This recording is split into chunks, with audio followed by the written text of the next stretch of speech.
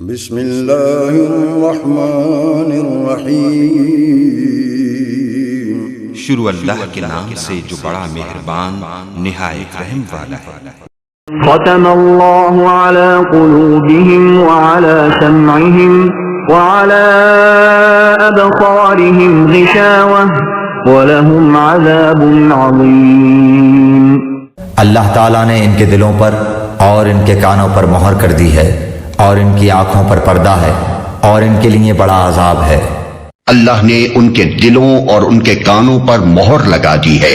اس کا مطلب یہ نہیں ہے کہ اللہ نے مہر لگا دی تھی اس لیے انہوں نے تسلیم کرنے سے انکار کیا، بلکہ مطلب یہ ہے کہ جب انہوں نے ان بنیادی امور کو رد کر دیا جن کا ذکر اوپر کیا گیا ہے، اور اپنے لیے قرآن کے پیش کردہ راستے کے خلاف دوسرا راستہ پسند کر لیا، تو اللہ نے ان کے دلوں اور کانوں پر مہر لگا دی۔